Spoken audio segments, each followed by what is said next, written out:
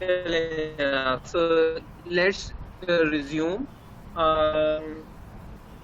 People will be joining. Couple of them are maybe left. Achieve. Sir, recording is started.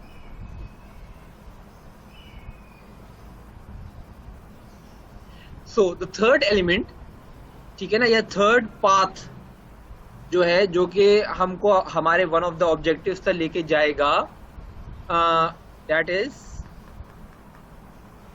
ठीक, अच्छा ठीक है, is going to be the establishing of software quality program. But prior to that, there's a request to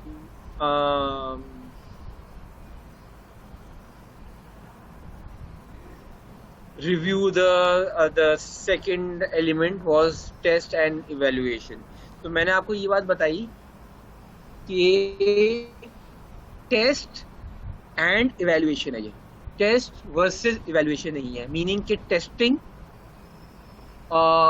कुछ और हो और validation और evaluation कुछ और हो. इस तरीके से वेरिफिकेशन और वैलिडेशन के अंदर था कि दोनों में डिफरेंस था, ठीक है ना. यहां पर इन टेस्ट और इवेल्युएशन के अंदर दिस वर्सेस दिस नहीं है, this is this and this. और वो मैंने आपको बताया कि टेस्टिंग आप करते हैं to operate a system under specified conditions, observing and recording the results. और उसके साथ साथ आपके पास एक इवेल्युएशन क्राइटेरिया होता है जिसकी बेसिस पर आप इवेल्युएट करते हैं कि इस रिजल्ट्स की बेसिस पर से मुझे क्या मतलब अखज करना चाहिए. That is known as evaluation. So testing and evaluation are two separate activities which go hand in hand in trying to quantify the quality of the product. So evaluation test case wise भी हो सकती है, जैसे कि आपने कहा कि pass fail या कोई ऐसी चीज हो जाती है, वो थ्रेशोल्ड या रेंज को प्रोवाइड करने की होती है कि ये एक्सेप्टेबल रेंजेस है और ये अनएक्सेप्टेबल रेंजेस है.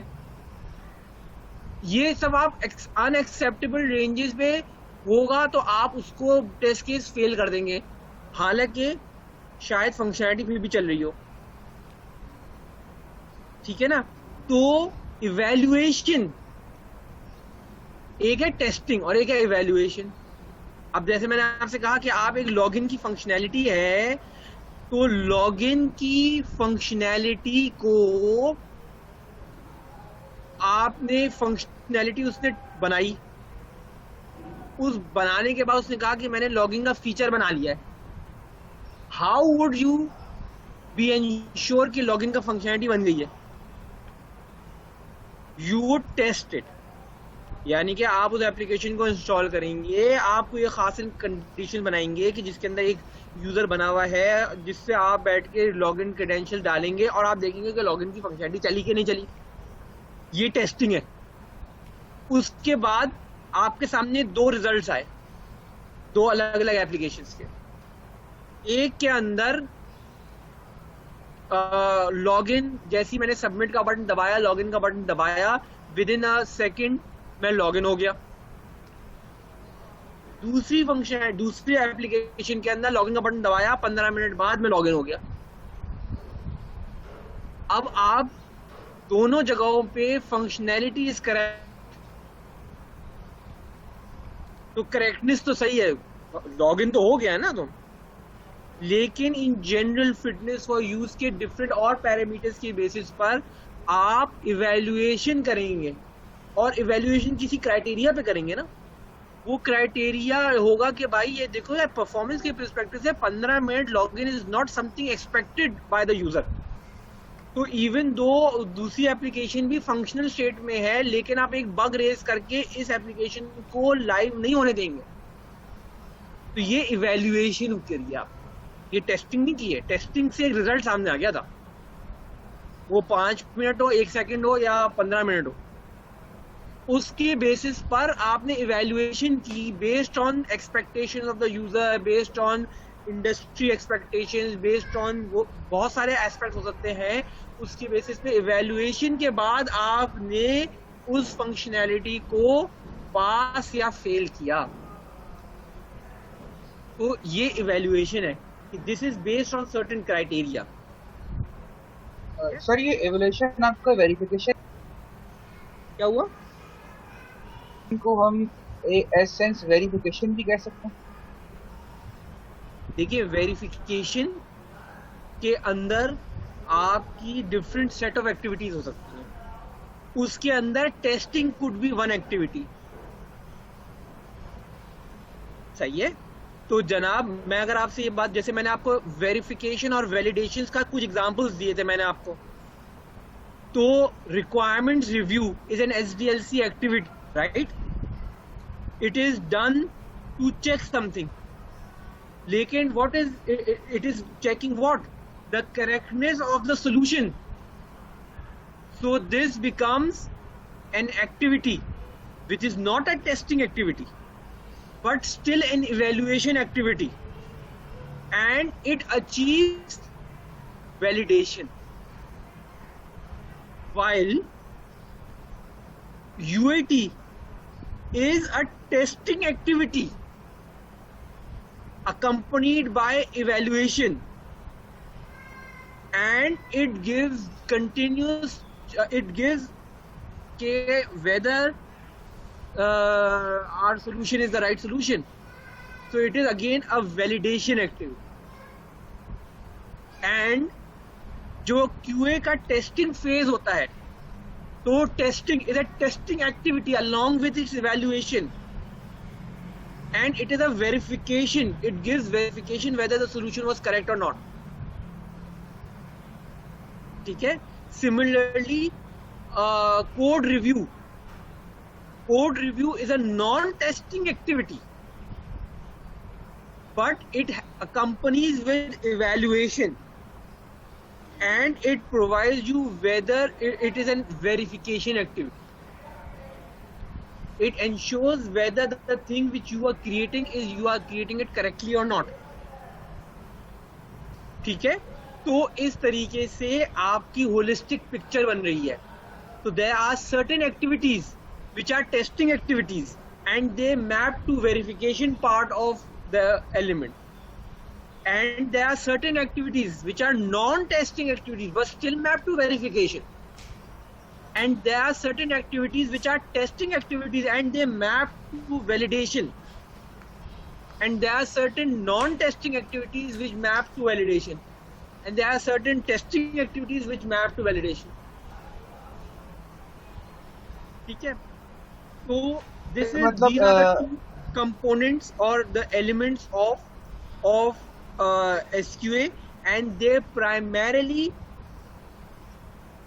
focus, ज़्यादा इनका फोकस, अगेन मैं ये नहीं कहूँगा 100%, बट ज़्यादा focus towards quality control aspects होता है। Coming to the software quality program की establishment, this is another element that is more focused, बल्कि इंटायरली फोकस मैं कहूँ तो गलत नहीं होगा, towards the process creation goal of SQA department. तो SQP जो है बेसिकली इसका आउटपुट, इस पूरे एलिमेंट का output would be a software quality plan. इस प्रोग्राम का output would be an SQP, यानी सॉफ्टवेयर क्वालिटी प्लान, जो कि जिसके अंदर पूरा प्रोसेस लिखा हुआ होगा। ठीक है ना।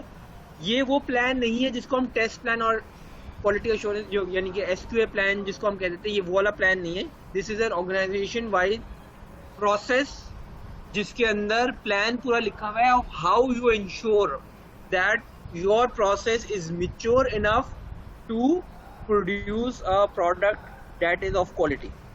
तो उसके अंदर, उस प्लान या उस प्रोग्राम के अंदर 3 कंपोनेंट essentials हैं। The methodology, यानी कि एक्चुअल प्रोसेस, आपका प्रोसेस होगा क्या, आपने टेस्टिंग कहाँ डाली है, आपने रिव्यूज कहाँ डाले हैं, आपने कोड की क्या स्टैंडर्ड्स अप्लाई कर रहे हैं, आप आर्किटेक्चर के क्या स्टैंडर्ड्स अप्लाई कर रहे हैं, आप रिक्वायरमेंट्स इंजीनियरिंग के क्या क्या स्टैंडर्ड्स अप्लाई कर रहे हैं, क्या क्या आर्टिफैक्ट प्रोड्यूस करेंगे, उन आर्टिफैक्ट्स पे क्या क्या इवेल्युएशन की एक्टिविटीज चलेंगी, उनके थ्रेशोल्ड क्राइटेरिया क्या है, क्या एंट्री क्राइटेरिया है, क्या एग्जिट क्राइटेरिया है, कब हम इसको पास करेंगे, कब इसको हम फेल करेंगे, so on and so fourth. पूरा कॉन्स्टिट्यूशन लिखा हुआ है। That is the establishment of methodology. और उसके जो इवैल्यूएशन के क्राइटेरिया है वो सब लिखे हुए हैं in the evaluation of process and product. Process के लिए हम KPIs बनाएंगे और प्रोडक्ट क्वालिटी के लिए सारे थ्रेशोल्ड एंड पैरामीटर डिफाइन करेंगे। तो जो मैंने अभी आपको पूरा प्रोसेस बताया, उनमें जितनी बातें मैंने आपको बताई कि ये कौन कौन सी एक्टिविटीज है जो होनी है, कौन सी नहीं होनी है, किन एक्टिविटीज को कब करना है, उनका आर्टिफैक्ट क्या प्रोड्यूस होगा, उनके इनपुट्स क्या हैं, उनके आउटपुट्स क्या हैं, वगैरह वगैरह, ये तमाम काम एस्टेब्लिशमेंट ऑफ मेथोडोलॉजी के अंदर आएगा। और उसके बाद क्या एंट्री क्राइटेरिया है ईच स्टेज का, क्या एग्जिट क्राइटेरिया है ईच स्टेज का, क्या थ्रेशोल्ड वैल्यूज है, टेस्टिंग की क्या है, एवेल्युएशन की क्या है, एंट्री क्राइटेरिया की क्या है, एग्जिट क्राइटेरिया की क्या है, बग्स की क्या है, सिवियरिटी का क्या मतलब है, प्रायोरिटी का मतलब है, किस बग के साथ हम रिलीज कर सकते हैं, किसके साथ रिलीज नहीं कर सकते हैं, किन पैरामीटर वैल्यूज के अंदर टेस्ट करना जरूरी है, कोई कौन से ऑप्शनल है, ये तमाम चीजें लिखी हुई होंगी इवेल्युएशन थर्ड पोर्शन के अंदर। ठीक है, क्वेश्चन है और सर एक क्वेश्चन है कि लेकिन ये थोड़ा सा जोर से बोलिए कब करेंगे सर? ये प्रोसेस हम स्टार्ट कब करेंगे? बेसिकली आपने बताया कि एस्टेब्लिशमेंट ऑफ मेथोडोलॉजी में हम ये सारे काम जो करेंगे, लेकिन मतलब ये हम आइडेंटिफाई किस वक्त करेंगे कि हमें मतलब इस फेज में आके ये प्रोसेस स्टार्ट करना है?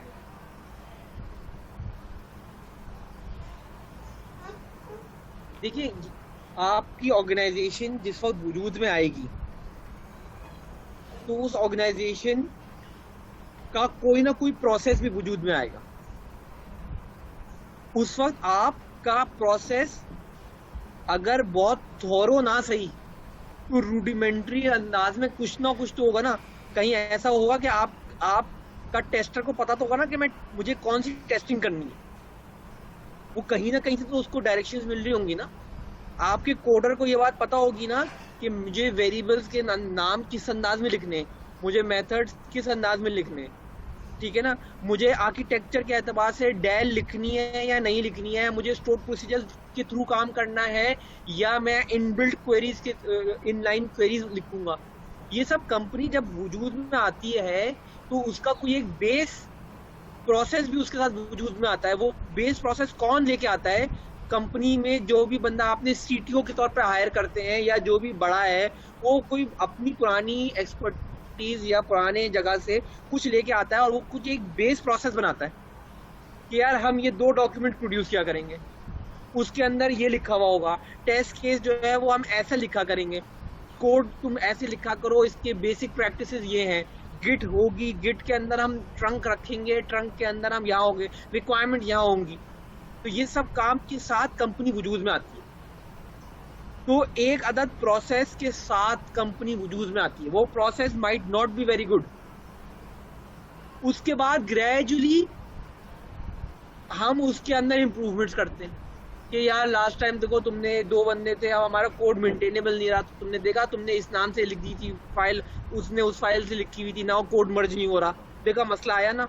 अब क्या हुआ, आपने इंप्रूवमेंट करी, फिर आपने कहा कि यार एक बड़ी खराब बिल्ड चली गई, तो आपने कहा कि यार टेस्टिंग में क्या चीज़ रह गई थी, तो टेस्टिंग वाले ने कहा कि भाई ये मैंने कर लिया था अपनी एक्सपीरियंस के मुताबिक, मुझे आपने कुछ बताया तो था नहीं कि टेस्टिंग कैसे करूँ, तो आपने कहा कि यार ये भी तो करना चाहिए तुम्हें एक्सपीरियंस की बेसिस पे, तो अब की दफ़ा हमने ये भी करेंगे टेस्टिंग जरूर। तो this is how improvement cycle चलना शुरू हुआ। ये मैं आपसे बहुत छोटी और हैपेंड बनाई थी ऑर्गेनाइजेशन की बात कर रहा हूँ, ठीक है ना। लेकिन अगर कोई बेहतर ऑर्गेनाइजेशन है जो कि वजूद में आई है with particular aims and objectives, तो they would try to strive and create a reasonably mature process up front, और उसके बाद वो उसके अंदर प्रोडक्ट्स अपने बनाना शुरू करेंगे, यानी कि प्रोडक्ट से मतलब वो कॉन्ट्रैक्ट पकड़ना शुरू करेंगे। So they would first invest a bit of time in creating some process, या they would hire someone who would import a process with him. तो वो आएंगे और 10 पर्ल्स के किसी आर्किटेक्ट को कर लेंगे और कहेंगे कि जनाब आप 10 पर्ल्स वाली सारी चीजें यहाँ पर इम्प्लीमेंट करने की कोशिश कर लो.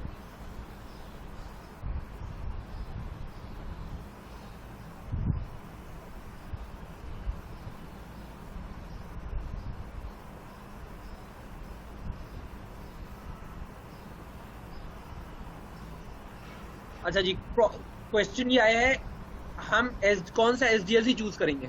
This is part of process. आप प्रोसेस में डिफाइन करेंगे कि what will be our SDLC methodologies. हम कौन से प्रोजेक्ट टाइप्स को वाटरफॉल से करेंगे, कौन से को एजाइल से करेंगे, या हम सिर्फ सब कुछ एजाइल पे करते हैं. ये प्रोसेस का हिस्सा है क्योंकि इससे सारी चीजें ड्राइव हो रही हैं. एजाइल अगर आप कर रहे हैं तो आप रिक्वायरमेंट दूसरी तरीके से गैदर करेंगे और उनको लिखेंगे दूसरे अंदाज में, यूजर स्टोरीज की फॉर्म में. और अगर आप वाटरफॉल में हैं तो आप रिक्वायरमेंट गैदर भी दूसरे अंदाज में करेंगे, उसके ऊपर चेक्स एंड बैलेंसेस भी दूसरे अंदाज के होंगे और उनको लिखने का स्टाइल भी अलग होगा फ्रॉम. सो ये जो SDLC की डिटर्मिनेशन है ये प्रोसेस का हिस्सा होता है. तो यही मैंने आपसे कहा कि कंपनी जब वजूद में आती है वो कहती है हम सब काम एजाइल से करते हैं. इसका मतलब है ये उनका प्रोसेस है, लिखा हुआ होना चाहिए ये, ठीक है ना. और उसके अंदर उस एजाइल में भी हम क्या करते हैं, एजाइल के भी तो तरीकाकार डिफरेंट है ना. हम टूल कौन सा इस्तेमाल करते हैं, ये सब काम प्रोसेस के अंदर लिखा हुआ होता है. अब चूज आपको कौन सा बेहतरीन करते हैं प्रोजेक्ट की, या जिन एरियाज को आप एज अ कंपनी जिन एरियाज के प्रोजेक्ट्स लेना चाह रहे हैं, या जिस टाइप के क्लाइंट आपके सामने आएंगे या आ गए हैं, उनके बेसिस पर बेहतरीन या नॉट सो सूटेबल का डिसीजन होता है. एजाइल हर चीज का हल नहीं है और वाटरफॉल भी हर एक का चीज का हल नहीं है. बहुत सारे प्रोजेक्ट वाटरफॉल या ट्रेडिशनल मॉडल्स, आइटरेटिव मॉडल्स के अंदर एजाइल से बेहतर चलते हैं या बेहतर सूटेड है फॉर दोज मॉडल्स. बहुत सारे प्रोजेक्ट्स और बहुत सारे जो है वो एजाइल में बहुत बेहतर सूटेड है. एजाइल प्रोडक्ट डेवलपमेंट के लिए ज्यादा सूदमंद है, इसीलिए प्रोडक्ट ऑर्गेनाइजेशंस एजाइल में बहुत इजी चली जाती हैं. जबकि प्रोजेक्ट बेस्ड ऑर्गेनाइजेशंस जो है जैसे कि 10 पर्ल्स, फोलियो 3, इनके अंदर एजाइल प्रोजेक्ट्स के अंदर अप्लाई करना इज वेरी प्रॉब्लमेटिक और उसको बहुत टेलर करना पड़ता है. दे आर मोर, उनके बहुत सारे projects they are more into iterative models which is part of traditional models. ठीक है ना, क्योंकि वहां पर एजाइल का सवाल ही पैदा नहीं होता है. आपके पास एक प्रोजेक्ट आया है, फिक्स कॉस्ट प्रोजेक्ट आया है, फिक्स टाइमलाइन के साथ प्रोजेक्ट आया है, तो आप एजाइल में क्या कर रहे हैं. एजाइल का तो प्रॉब्लम, एजाइल तो ये कहता था कि ग्रेजुअली आप रिक्वायरमेंट्स समझेंगे और ग्रेजुअली आइटरेटिवली बनाते जाएं और कस्टमर का इनपुट लेते जाएं और चेंज मैनेजमेंट करते जाएं और कंटिन्यूसली चेंजेस को इनकॉर्पोरेट करते जाएं. तो भाई एक फिक्स कॉस्ट प्रोजेक्ट के अंदर चेंजेस इनकॉर्पोरेट करते रहेंगे तो एडिशनल कॉस्ट कौन बर्दाश्त करेगा. तो अगर आप प्रोजेक्ट बेस्ड ऑर्गेनाइजेशन हैं, फिक्स कॉस्ट प्रोजेक्ट्स उठाते हैं, तो आप एजाइल नहीं करेंगे शायद. लेकिन अगर आप बिल्कुल प्रोडक्ट बेस्ड ऑर्गेनाइजेशन है तो आप वाटरफॉल नहीं करेंगे या आइटरेटिव मॉडल नहीं करेंगे, आप एजाइल पे चले जाएंगे. So there is no answer which is best. There are situations, circumstances in which one or the other methodology can fulfill your need.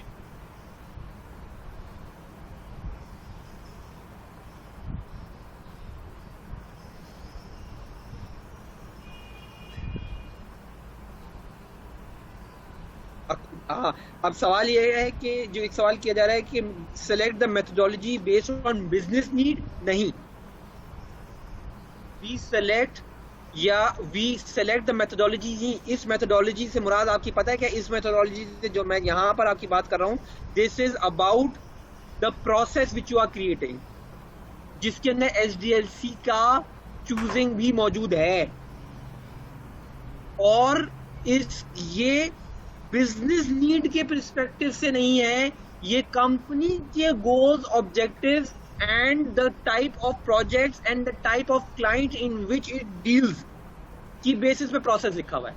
मैं आपको फोलियो 3 का प्रोसेस बता देता हूँ हाई लेवल पर, ठीक है ना. हाई लेवल पे अगर मेथोडोलॉजी की पर्सपेक्टिव से बात कर लें तो हम ये कहेंगे कि यार हमारी जो हमारा there is a product arm and there is a projects arm. एक हमारा प्रोडक्ट टोटली एजाइल पे चलता है, और हमारे जो प्रोजेक्ट्स हैं तो ये दो तरीके के हैं, एक है फिक्स कॉस्ट प्रोजेक्ट्स और एक है team based projects, time and money जिसको कहा जाता है प्रोजेक्ट मैनेजमेंट की टर्मिनोलॉजी में। सो टाइम एंड मनी वाले एजाइल पे चलेंगे और फिक्स कॉस्ट हमेशा आइटरेटिव मॉडल में चलेंगे, वो एजाइल नहीं करेंगे। ये हमारे प्रोसेस का हिस्सा है, प्रोसेस का वो वाला पोर्शन, वो वाला पॉइंट जो कि आपको SDLC, मैं जब एक प्रोजेक्ट मैनेजर होता हूँ यहाँ पे, तो जैसे ही मेरे पास प्रोजेक्ट असाइन होता है तो मैं सबसे पहले देखता हूँ कि क्या ये फिक्स कॉस्ट प्रोजेक्ट है। अगर ये फिक्स कॉस्ट प्रोजेक्ट है तो फिर मैं उस प्रोजेक्ट को as a project manager iterative model पे कि fix cost projects will be executed via iterative model, not on agile. और दूसरा प्रोडक्ट मेरे पास आता है, प्रोजेक्ट ही आता है जो प्रोजेक्ट मैनेजर के तौर पे, जो कि कहा जाता है ये टीम बेस्ड पे हमने विन किया, ये प्रपोजल हमने टीम बेस्ड प्रोजेक्ट पे विन किया है, टीम बेस्ड है। मैं फौरी तौर पे इस पे एजाइल करूंगा, तो मैं इसका एजाइल बोर्ड बनाऊंगा और इसके अंदर स्टोरीज लिखना शुरू करवाऊंगा अपने BA से, और वो स्टोरीज लिखेगा उसके अंदर रादर देन कि वो FSD लिखे। तो ये हमारे प्रोसेस की ये बताता है। अच्छा, अब सवाल ये है कि सवाल नहीं है, अब मैं आगे का पढ़ा रहा हूँ, वो ये है कि ये दो से मेथोडोलॉजी पता चल गई कि जिसके अंदर एंड टू एंड पूरा प्रोसेस लिखा हुआ होगा, और प्रोसेस एंड प्रोडक्ट क्वालिटी के मुतालिक बात हो गई कि जिसके अंदर इवैल्यूएशन के क्राइटेरिया लिखे हुए होंगे। ये दो से काम चल सकता था और चल जाता था, लेकिन प्रोसेस का वो सारा पोर्शन जो कि रिक्वायरमेंट्स पर मबनी था, उसको हमने यहां से सेकंड पॉइंट से उठाकर हम उसको एक अलग ले गए, इम्फेसिस ज्यादा रहे, क्योंकि अगर ये सही नहीं होगा तो आगे का प्रोसेस कितना अच्छा हो और आगे का इवैल्यूएशन और प्रोडक्ट क्वालिटी का क्राइटेरिया कितना भी कैसा भी हो, हमारा प्रोडक्ट फेल कर सकता है। तो इसलिए उसको सिर्फ एम्फसाइज करने के लिए हम वो सारा प्रोसेस का वो सारा पोर्शन और इवैल्यूएशन का कुछ हद तक पोर्शन जो कि रिक्वायरमेंट्स के साथ डील कर रहा था, उसको हम ऊपर ले गए और हमने थर्ड बना दिया। तो now third element of the SQA है जो कि establishing of software quality programme है। तो software quality programme consist of 3 types of activities. All those activities जिनको हम लिखेंगे प्रोसेस के अंदर, those are related to requirements gathering, requirements का फ्लो के वो किस तरीके से उनको आर्टिफैक्ट में प्रोड्यूस किया जाएगा और उनको कैसे वेरीफाई किया जाएगा, वैलिडेट किया जाएगा कि ये सब काम सही है कि नहीं। दूसरा जो है वो है rest of the process steps, requirements के अलावा। उसके अंदर प्रोजेक्ट मैनेजमेंट भी आ गई, उसके अंदर UI UX का एलिमेंट भी आ गया, उसके अंदर आर्किटेक्चर का एलिमेंट भी आ गया, उसके अंदर इम्प्लीमेंटेशन भी आ गई, उसके अंदर टेस्टिंग वालों भी आ गई, यानी कि QA आ गया, उसके अंदर मेंटेनेंस फेज आ गया, डिप्लॉयमेंट टीम्स आ गई, डॉक्यूमेंट्स आ गए कि रिलीज सोर्स हम देते हैं नहीं देते हैं, नोन इशूज हम बताते हैं नहीं बताते हैं, डिप्लॉयमेंट गाइड कैसी होगी, यूजर गाइड कैसी होगी, हेल्प डॉक्यूमेंट होगा नहीं होगा, वगैरह वगैरह एवरीथिंग। और उसके बाद इवैल्यूएशन क्राइटेरिया वो तीसरी चीज है जिसके अंदर हम प्रोसेस की KPI बनाएंगे भी पहले और फिर उस पर मेजरमेंट्स भी करेंगे, और प्रोडक्ट के क्राइटेरिया डिफरेंट जगहों पे जहां जहां हमने इवैल्यूएशन लगाई है SDLC के अंदर अपने प्रोसेस में, उन सबकी इवैल्यूएशन, उनकी एग्जिट और एंट्री क्राइटेरिया और उनके थ्रेशोल्ड वैल्यू, उन सबको हम डिफाइन करेंगे। और इस तमाम की डिफाइन करने के बाद हमारे पास जो सामने चीज आएगी, that is actually the quality plan है, जो कि आउटपुट है ऑफ दिस एलिमेंट। इस एलिमेंट का आउटपुट है ये खुद एक एलिमेंट नहीं है, ये जो सब कुछ लिखा हुआ है, इसकी एक्चुअल जो इसकी ट्रांसलेशन है, जिसके अंदर ये सारी चीजें लिखी जाएंगी डिटेल के अंदर, वो उस चीज का नाम जो है वो SQP कह दिया जाता है, सॉफ्टवेयर क्वालिटी प्रोग्राम या सॉफ्टवेयर क्वालिटी प्लान और इस सब की एग्जैक्ट आपका पूरा process end to end define हुआ होगा,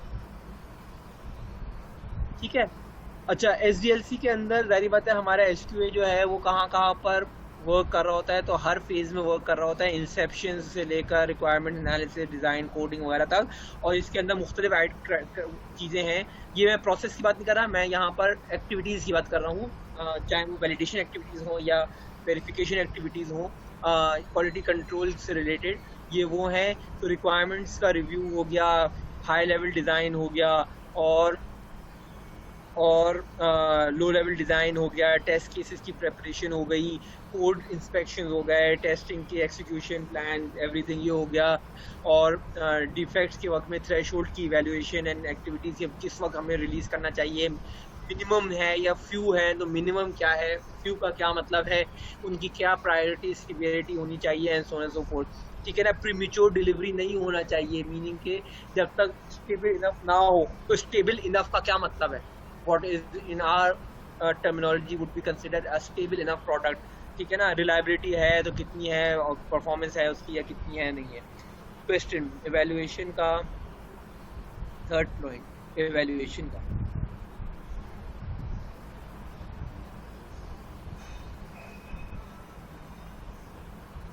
इवैल्यूएशन ये रही, तो इसका ये खुद थर्ड पॉइंट है, लेकिन थर्ड पॉइंट को क्या कर दें,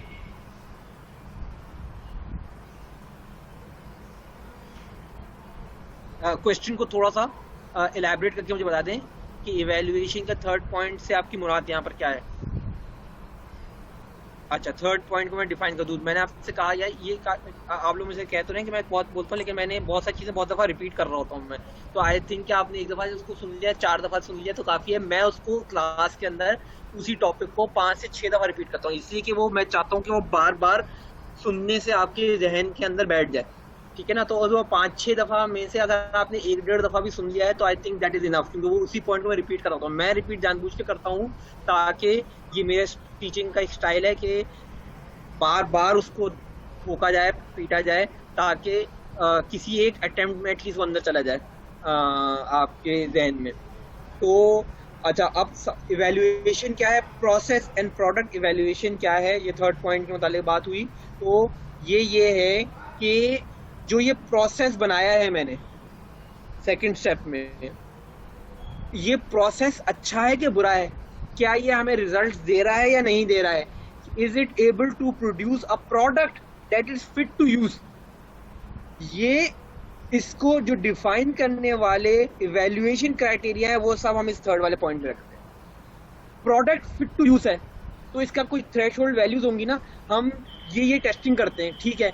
हम क्या बहुत सारी कंपनीज के अंदर होता है, they will not release, this is part of the process not to release a product which has blocker और क्रिटिकल इश्यूज स्टिल ओपन। अब ये प्रोसेस का हिस्सा हो गया, तो ये क्या है, इवैल्यूएशन क्राइटेरिया है, ये यहां लिखा हुआ होगा। टेस्टिंग कैसे करनी है, बग्स कैसे पकड़ने हैं, बग्स को कैसे लिखना है, बग्स में से कौन से बग्स हाई प्रायोरिटी होंगे, कौन से लो प्रायोरिटी होंगे, किनको ब्लॉकर मार्क करा जा सकता है, किनको माइनर मार्क किया जा सकता है, ये सब यहाँ लिखा हुआ है सेकंड पॉइंट में। लेकिन अगर आपके पास 10 बग्स आ गए, उनमें से 3 क्रिटिकल है, 5 मेजर है, क्या ये प्रोडक्ट रिलीजेबल है, ये इवैल्यूएशन क्राइटेरिया ये यहाँ लिखा हुआ है। तो प्रोडक्ट की क्वालिटी को डिफाइन करना वो इधर लिखा हुआ है नीचे थर्ड पॉइंट के अंदर, और वो जो डिफाइन करने के बाद क्वांटिफाई करना वो थर्ड पॉइंट में लिखा हुआ है, और क्वांटिफाई के बेसिस पे डिसीजन लेना कि क्या ये रिलीजेबल प्रोडक्ट है या नहीं। मीनिंग रिलीजेबल प्रोडक्ट का मतलब है कि you are certified that this product is fit to use. तो इस इवैल्यूएशन तक पहुंचना वो यहां लिखा हुआ है। तो entry exit criteria, threshold values, product के अंदर कितने बग्स इज सूटेबल, जिसको हम कह सकते हैं कौन कौन सी नौयतों के बग्स के साथ रिलीजेबल है प्रोडक्ट, कौन कौन से ओपन इश्यूज के साथ स्टिल रिलीजेबल है प्रोडक्ट, कौन सी थ्रेशोल्ड वैल्यूज के साथ रिलीजेबल है प्रोडक्ट। ये सब इवैल्यूएशन क्राइटेरिया प्रोडक्ट क्वालिटी की क्वांटिफिकेशन है और उसकी इवैल्यूएशन है।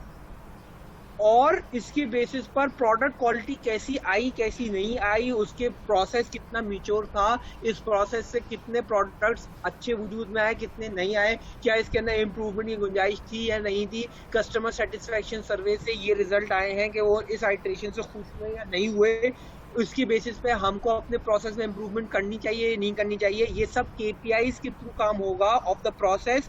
तो ये भी इवेल्युएशन यहीं पर होगी, और इस इवेल्युएशन के बेसिस पे अगर हमने ये सोचा कि हमको नया कोई स्टेप इंट्रोड्यूस करना चाहिए क्योंकि प्रोसेस अच्छा नहीं चल रहा है, क्योंकि प्रोडक्ट क्वालिटी अच्छी नहीं चल रही है, तो वो जो नया प्रोसेस बनाएंगे हम उसके अंदर कोई नई एडिशन करेंगे, पुराने प्रोसेस के अंदर कोई चीज करेंगे, वो पोर्शन मेथोडोलॉजी में लिखा जाएगा और उसका रिजल्ट इवेल्युएशन दोबारा से थर्ड पोर्शन में होगी।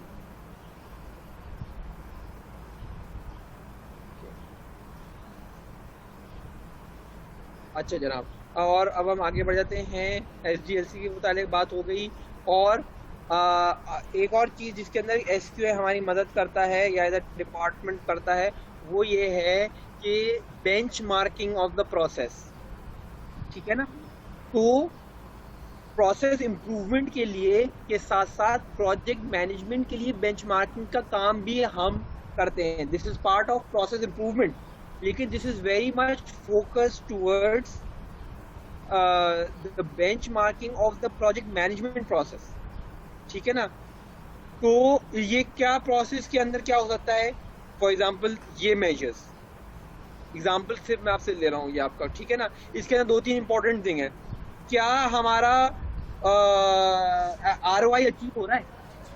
अब ROI अचीव होना जो है वो प्रोजेक्ट मैनेजमेंट की इसेंशियल्स में से आ जाता है, लेकिन इसको हमारा प्रोसेस या उसके दरमियान में इवेल्युएशन क्राइटेरिया के दरमियान में रिकॉर्ड करने वाले जो हमने डेटा पॉइंट इकट्ठे किए हैं उसकी बेसिस पर ये इवेल्युएशन की जाएगी।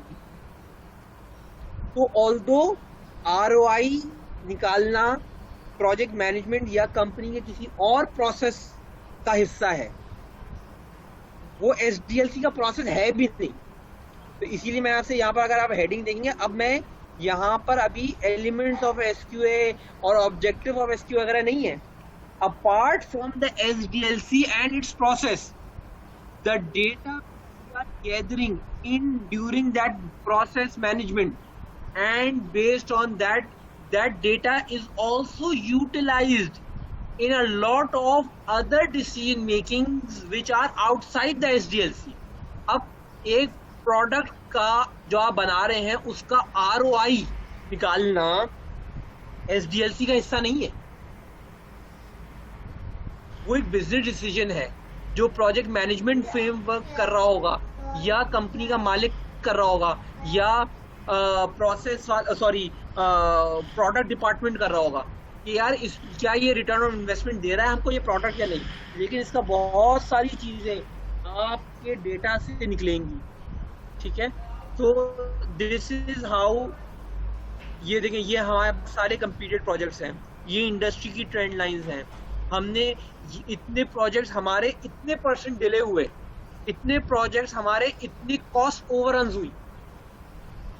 अब ये तमाम चीजें आपके फाइनेंस डिपार्टमेंट और आपका प्रोजेक्ट मैनेजमेंट डिपार्टमेंट कर रहा होगा, लेकिन ये सब data due to the process और इवैल्यूएशंस जो कि आपने SDLC के अंदर किए हैं, अपने प्रोसेस के अंदर डिफाइन किए हैं, उससे जो डेटा गैदर हो रहा है ये उसकी रिप्रेजेंटेशन है जिसकी बेसिस पे आप बहुत सारे डिसीजन मेकिंग ले रहे होंगे अदर डिपार्टमेंट। तो हमारा इन्वॉल्वमेंट हो गया इस तरीके से कि हम वो सारी चीजें अपने प्रोसेस के अंदर डालें जो कि नोट होती रहें, जिस डेटा से एक्चुअली बाद में जाके बिजनेस इंटेलिजेंस का काम कर सकते हैं आपके डिफरेंट डिपार्टमेंट, ठीक है ना। तो दिस इज वेयर हम फायदा हम दे सकते हैं। टोटल क्वालिटी मैनेजमेंट का जो कॉन्सेप्ट है वो ये है कि quality is not the sole responsibility quality of the SQA department. Quality has to get embed throughout the SDLC, which eventually means that it is something जो कि हर एक की रिस्पॉन्सिबिलिटी बन गई। So quality is the responsibility of everyone. This is the concept of TQA. चले जनाब. So this is where we would stop today's class. 3 बज रहे हैं और you have another class starting at 3 in a few minutes time. तो यहाँ पर हम कंप्लीट करते हैं. टोटल क्वालिटी मैनेजमेंट को आप पढ़िएगा और हम नेक्स्ट क्लास के अंदर इसको हल्का सा इसको रिवाइज भी करेंगे और after that we would actually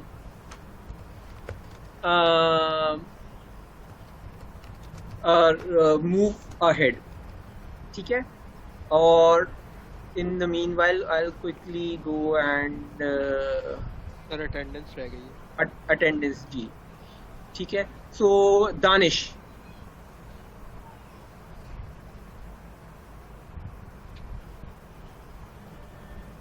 Umar Aslam. आप लोग जोर से जरा जल्दी से बोल दीजिए. उमर असलम.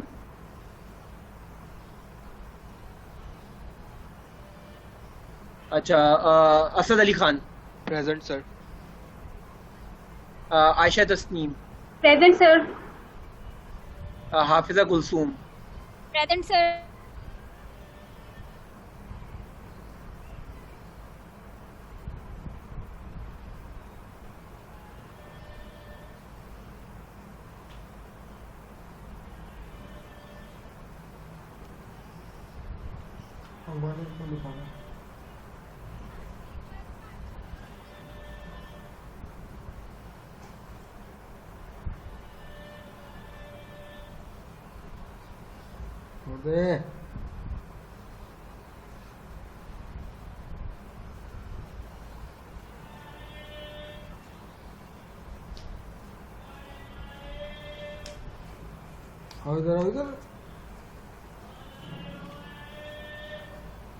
इधर आ जाओ मेरा बेटा.